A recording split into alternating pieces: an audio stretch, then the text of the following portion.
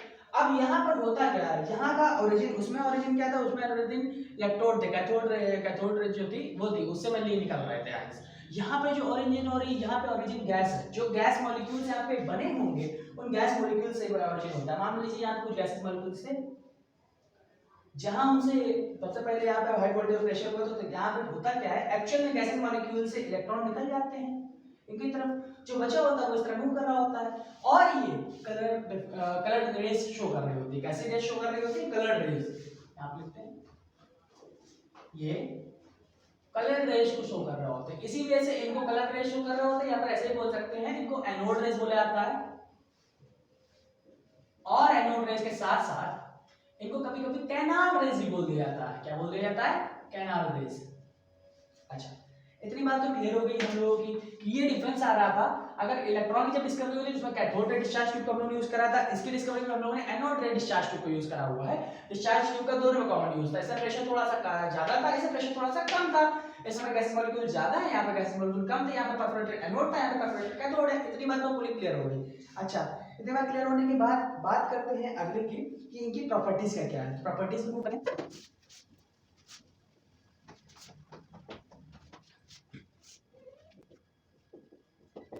Okay, properties की बात करें, पहले समझाते जाते हैं प्रॉपर्टीज का, फिर उसके बाद मूव करेंगे कि हर एक के बारे में समझते समझते।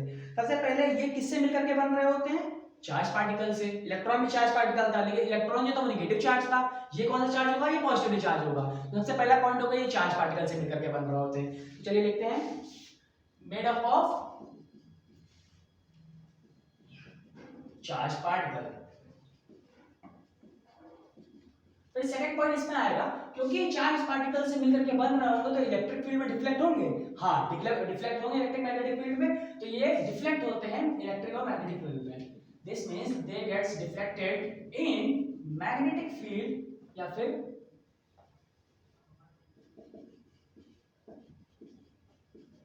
And electric field. ओके, फिर नेक्स्ट पॉइंट में बात करते हैं। नेक्स्ट पॉइंट क्या होता है, ये फ्लोरोसेंस प्रोड्यूस करते हैं। मैंने बताया नहीं, कलर्ड रेज होती है। जब कलर्ड रेज होगी तो क्या प्रोड्यूस करेंगी, लाइट। लाइट को हम लोग क्या बोलेंगे यहाँ पे, ब्राइट स्पॉट डेवलप करने के, कुछ भी लाइट प्रोड्यूस करने को फ्लोरोसेंट ये प्रोड्यूस करती है। तो this means they produce fluorescence, produce fluorescence. Okay, इतनी बात तो आप लोगों को क्लियर हो गई। अब इनका ओरिजिन किससे होता है, इनका ओरिजिन गैसेस एटम से होता है, ये बात भी बताई गई थी। इनका ओरिजिन गैसेस एटम से होता है। जनरली एक चीज आप ध्यान रखिएगा, आईआईटी के क्वेश्चन जब भी होंगे वहां पर आपको इसकी डिस्कवरी में बताया जाएगा कि प्रोटॉन की डिस्कवरी किसने करी थी, तो हो सकता है वहां पर आपको रदरफोर्ड ना मिले, तो वहां पर आपको ई गोल्डस्टीन फिल करनी पड़ेगी। सेम वैसे ही इसके ओरिजिन के बारे में पूछेगा तो इसके ओरिजिन में आपको बताना पड़ेगा ओरिजिनेटेड फ्रॉम गैसियस मॉलिक्यूल्स। इनके ओरिजिन जो होते हैं वो गैसियस मॉलिक्यूल्स होते हैं।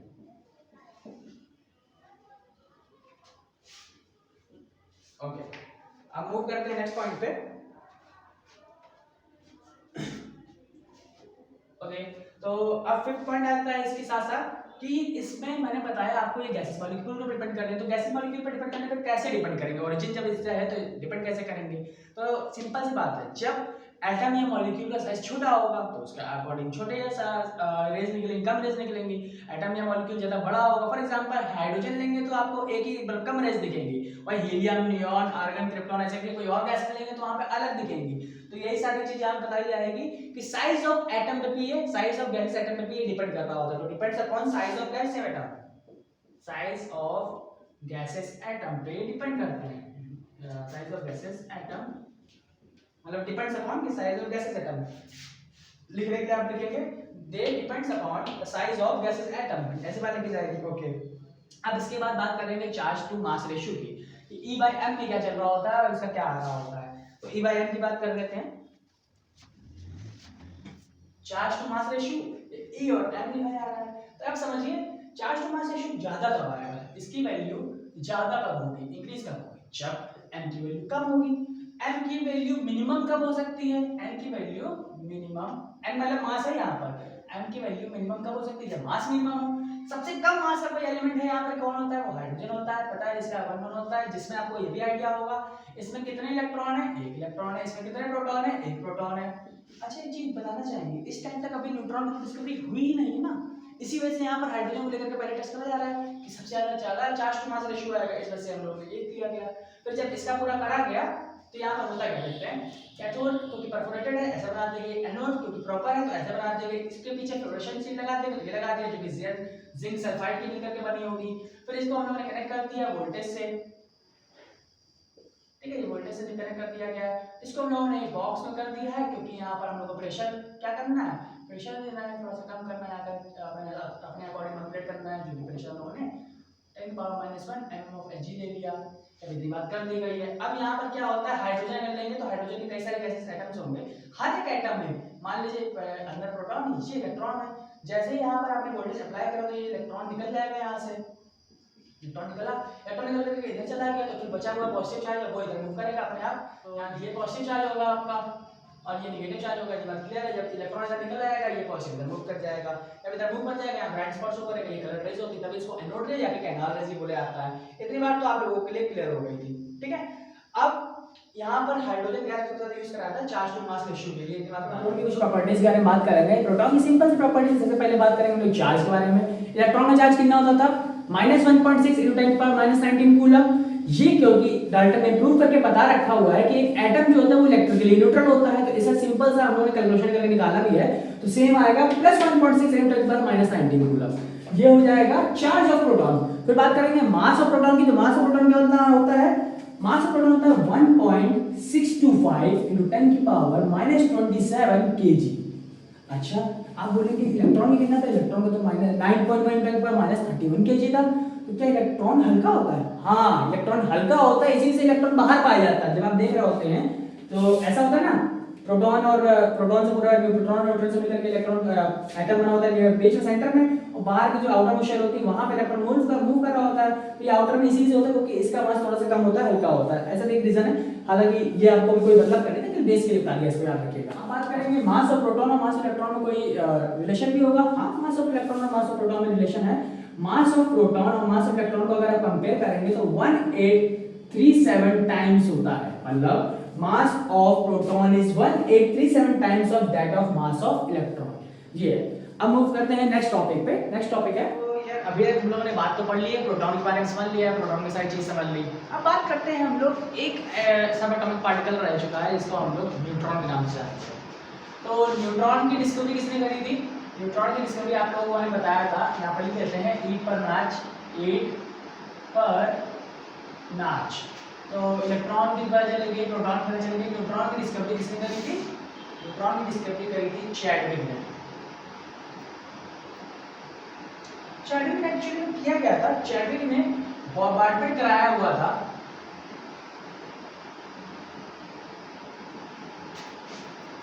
अल्फा पार्टिकल्स का। किस पे कराया हुआ था? बेरिलियम के एटम पे। किस पे कराया हुआ था? बेरिलियम के एटम पे। जब बेरिलियम के एटम पे बॉम्बार्डमेंट कराया हुआ था चैडविक ने, तो उस पे ऐसा देखा गया कि यहाँ पर एक ऐसे पार्टिकल की प्रेजेंस है जो न्यूट्रल है। तो उस न्यूट्रल पार्टिकल जिसको न्यूट्रॉन बोला गया, वो चैडविक ने अपने एक्सपेरिमेंट में कराया हुआ था। एक्चुअली में ये अल्फा पार्टिकल बॉम्बार्डमेंट काफ़ी हैवी, काफ़ी महंगे पड़ते हैं, तो ये महंगे जितने बॉम्बार्डमेंट हो रहे थे ऐसे भी एक्सपेरिमेंट करे जा रहे थे। ये सारे के सारे छोटे में ही कंप्लीट होते थे, मतलब अंदर बात चल रही होती थी, काफ़ी एक्सपेरिमेंट हो जाते थे, कई सारे और होते थे जिसमें निकला था एक चैडविक ने अंदर कर रहे थे लैब में, वहाँ पर बेरिलियम पे करके इन्होंने न्यूट्रॉन की प्रेजेंस को डिस्कवर करा हुआ था। अच्छा ये चीज़ पाई गई कि ये जो पार्टिकल होता है न्यूट्रॉन, ये न्यूट्रॉन पार्टिकल बाकी जिन्हें इलेक्ट्रॉन और प्रोटॉन की बात करेंगे, इलेक्ट्रॉन का तो मास सबसे कम आपको पता ही चल रहा था जो कि 9.1 × 10⁻31 kg था, ये बात आपको क्लियर हो चुकी थी। फिर प्रोटॉन का मास भी आपको बताया 1.6 आया था 10 × 10⁻27। पर यहाँ पर बात आ रही थी न्यूट्रॉन जो होता है, जो कि इलेक्ट्रिकली न्यूट्रल होता है, इलेक्ट्रिकली तो न्यूट्रल होता है, इसको कोई चार्ज नहीं होता है, ये इसका मास थोड़ा सा ज्यादा होता है, it's mass is little heavier, mass थोड़ा सा ज्यादा होता है। ये मास ज़्यादा होता है तो कितना होता है एक्चुअली में 1.6 × 10⁻27 ही लिखते हैं इस मास को भी, लेकिन इस मास में हम लोग ये जो ऐड करते हैं 1.6 के बाद की जो वैल्यूज होती है 1.6749 × 10⁻27 ये वैल्यूज क्या आ रही होती है। तो मास ऑफ जो न्यूट्रॉन होता है 1.6749 × 10⁻27 kg, ये वैल्यू आ रही होती है मास ऑफ न्यूट्रॉन की। ये आपके न्यूट्रॉन के बारे में चैप्टर ने पूरा बता दिया, इतने बात आपको बिल्कुल क्लियरली समझ में आ गई होगी। जब इतनी बात हो गई फिर आपको नेक्स्ट ये बात आने लगी कि इतने सारे चीजें आने लगे तो फिर एटम का जो मॉडल था, एटॉमिक मॉडल जो आया हुआ था जिसको डाल्टन ने दिया हुआ था, उसमें तो उन्होंने बताया था कि एटोमियो, मैंने सबसे पहला आज इस चैप्टर को शुरू किया था तो फर्स्ट पार्ट की फर्स्ट लाइन ही मैंने लिखी थी एटोमियो शुरू होता है नॉन डिविजिबल पार्टिकल। एटम एक ऐसा पार्टिकल है, एटम एक ऐसा चीज है जिसको और ज्यादा फर्दर डिवाइड नहीं कराया जा सकता। अच्छा एक मतलब एटम एक ऐसा पार्टिकल है जिसको और डिवाइड नहीं कराया जाता, लेकिन हम लोग को ये पता चल गया कि अब एटम के अंदर 3 पार्टिकल्स और होते हैं, पहला इलेक्ट्रॉन, दूसरा प्रोटॉन, तीसरा अभी न्यूट्रॉन की डिस्कवरी।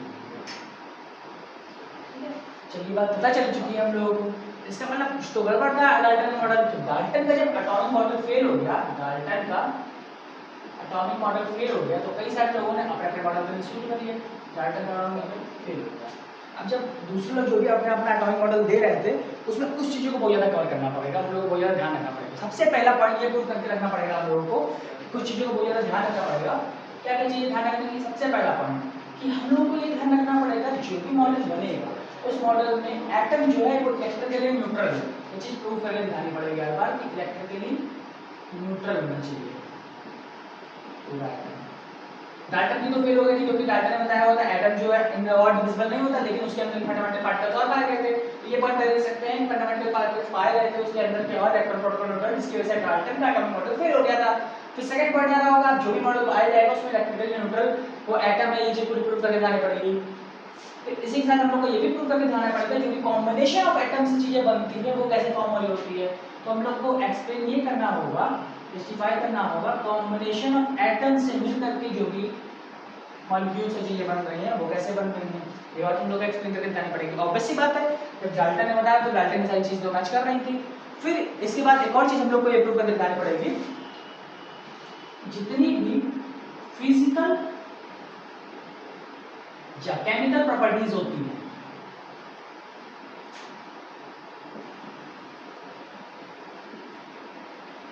उसका भी एक्सप्लेनेशन चाहिए होगा।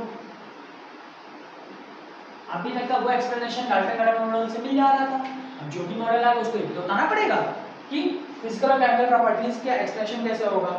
ओके, फिर इसके बाद एक और पॉइंट को हम लोग कवर करना पड़ेगा कि ओरिजिन और जो इलेक्ट्रोमैग्नेटिक रेडिएशन होती है उस रेडिएशन का ओरिजिन कहां से हो रहा है, कैसे आ रही है, इसके बारे में तो एक्सप्लेन करना पड़ेगा हम लोग को। तो एक और पॉइंट हम लोग लिखेंगे origin of electromagnetic radiation।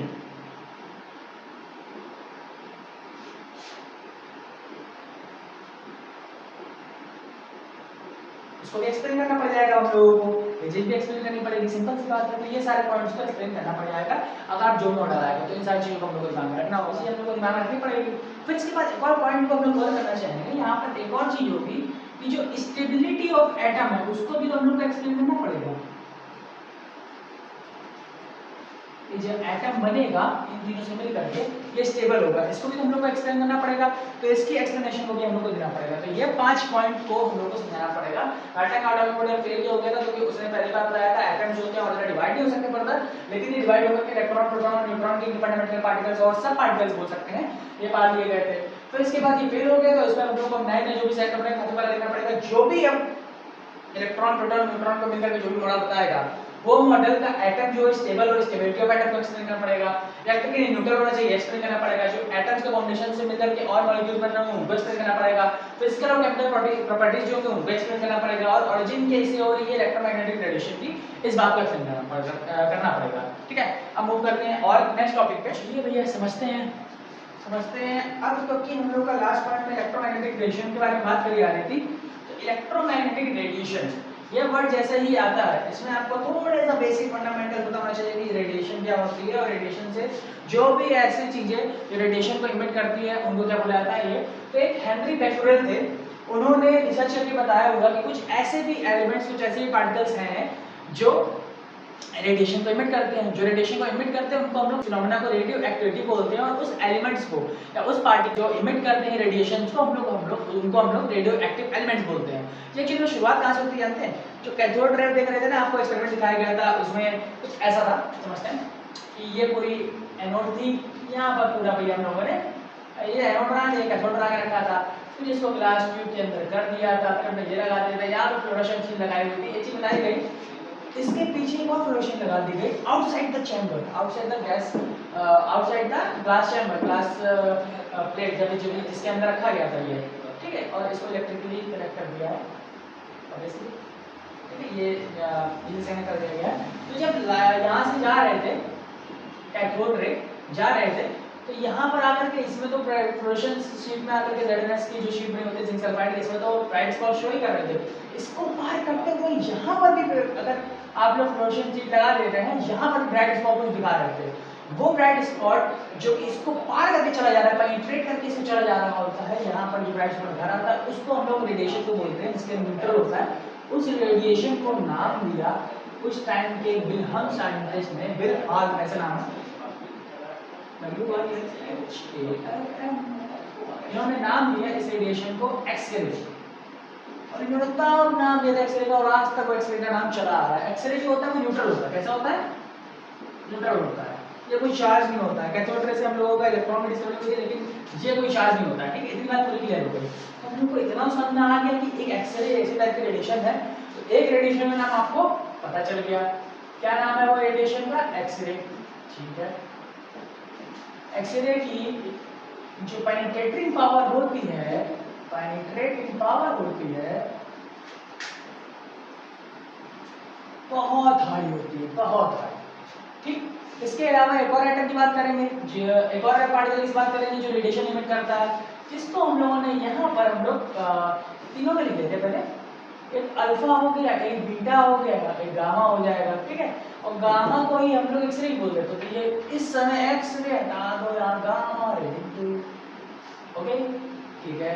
तो अल्फा बीटा और गामा की बात कर रहे हैं। अच्छा, यहाँ तक करने वाले साइंटिस्ट के नाम भी हैं कुछ, ये चार लोगों ने मिलकर के करा हुआ था, ठीक है, जिनका नाम था मैरी क्यूरी, पीरी क्यूरी, रदरफोर्ड और फ्रेडरिक। तो ये चार लोगों ने मिलकर के एक्सपेरिमेंट करे हुए थे, जिसमें बनाया था ये सारे ऐसे ऐसे रेडिएशन वाले पार्टिकल्स भी होते हैं, एक अल्फा पार्टिकल, बीटा पार्टिकल और गामा रे पार्टिकल। अल्फा रे, बीटा रे, गामा रे बोल दो, पार्टिकल बोल दो, कोई दिक्कत नहीं। यहाँ पर रे की जगह पार्टिकल लिख देते हैं, कंफ्यूजन बिल्कुल नहीं होनी चाहिए। तो अल्फा पार्टिकल जो होता है वो इलेक्ट्रिकली न्यूट्रल होता है क्या? ये तो भैया इलेक्ट्रिकली न्यूट्रल तैयार कर देते भैया, इलेक्ट्रिकली न्यूट्रल, ये इलेक्ट्रिकली न्यूट्रल होता है? नहीं, इसके अंदर इसके पास +2 चार्ज होता है। कैसे चार्ज होता है? +2। ये अल्फा पार्टिकल एक्चुअली में होता क्या है? अल्फा पार्टिकल हीलियम का न्यूक्लियस होता है, हीलियम का न्यूक्लियस होता है। अगर मैं हीलियम +2 लिखूं तब भी ठीक है, हीलियम का न्यूक्लियस लिखूं तब भी ठीक है, क्योंकि देखते हैं हीलियम का एक्चुअली में होता क्या है, न्यूक्लियस में 2 प्रोटॉन होते हैं, 2 इलेक्ट्रॉन होते हैं, 2 प्रोटॉन होते हैं, 2 न्यूट्रॉन होते हैं। उसके आउटर मोस्ट शेल पे एक इलेक्ट्रॉन ये, इससे भैया हम लोगों ने इलेक्ट्रॉन को निकाल दिया, इलेक्ट्रॉन को जब इधर से निकाल दिया, इलेक्ट्रॉन अंदर का निकल गया, इलेक्ट्रॉन अंदर निकल गया, तो इसके पास ऊपर कितना चार्ज है? +2। तो हीलियम का न्यूक्लियस +2 का होता है, इसका चार्ज +2 का। बेसिक वीडियो में तो हुई थी, इसी के आगे कंटिन्यू करते हैं। यहाँ से मैंने आपको हीलियम का न्यूक्लियस बताया हुआ था, हीलियम न्यूक्लियस में 2 इलेक्ट्रॉन को रिमूव कर देंगे तो +2 का चार्ज आएगा, वही मैंने लिखा +2 का चार्ज है, हीलियम न्यूक्लियस है। इसकी पेनिट्रेटिंग पावर लो होती है, इसकी पेनिट्रेटिंग पावर लो होती है, इसका मास कितना होगा? 4 टाइम्स मास ऑफ प्रोटॉन हो जाएगा। Is it clear? ओके, अब बात करते हैं बीटा पार्टिकल के बारे में। बता दें, बीटा पार्टिकल और कुछ नहीं होता, बीटा पार्टिकल के लिए इलेक्ट्रॉन होता है, इलेक्ट्रॉन होता है। इसकी पेनिट्रेटिंग पावर अल्फा पार्टिकल के 100 टाइम्स होती है बीटा पार्टिकल की। अब बात करते हैं अल्फा पार्टिकल के बाद गामा पार्टिकल की। गामा पार्टिकल क्या होता है? गामा पार्टिकल कुछ नहीं होता है, एक्चुअली में मैंने बताया हुआ था कि बलहाल ने एक एक्सपेरिमेंट करा हुआ था, उसमें इन्होंने देखा था कि जो भी आप शीट लगा रहे थे ना, अभी जो कैथोड रे डिस्चार्ज कराया जा रहा था, मान लीजिए इसके बाहर ये पूरी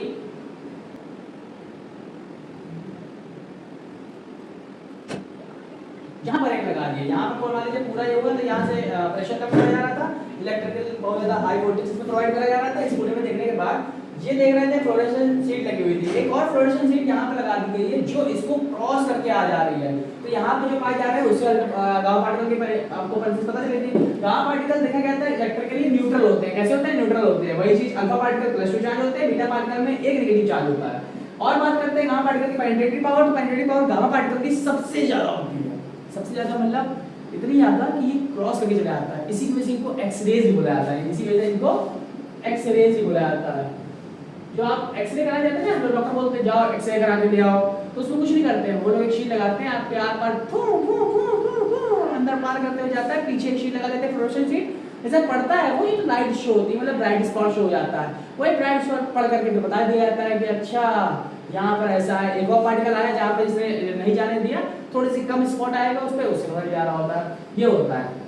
तो इसमें सबसे ज्यादा इंपॉर्टेंट चीज जो होती है वो पेनिट्रेटिंग पावर की। पेनिट्रेटिंग पावर आपकी गामा पार्टिकल की सबसे ज्यादा होती है। फिर उसके बाद बात करते हैं तो बीटा पार्टिकल की होती है। फिर उसके बाद बात करते हैं किसकी होती है? अल्फा पार्टिकल की होती है। अल्फा पार्टिकल की अगर मान लीजिए एक्स जो भी है, तो बीटा पार्टिकल की 100 टाइम्स एक्स होगी या 100 टाइम्स अल्फा पार्टिकल होगी, और गामा पार्टिकल की 1000 टाइम्स ऑफ अल्फा पार्टिकल होगी। ये पूरा इसके बारे में था। अच्छा, तो चले इस वीडियो में इतना ही रखते हैं, आगे वीडियो में कवर करेंगे इसके आगे के सारे टॉपिक्स। ठीक है, ये पूरा पॉइंट समझ में आ रहा है, समझ में आ रहा है तो कमेंट सेक्शन में आप मुझसे प्रेस कर सकते हैं। लाइक करिए, सब्सक्राइब करिए चैनल को अगर और ऐसी वीडियो देखना चाहते हैं। मिलते हैं आपसे अगली वीडियो के बाद। जय हिंद।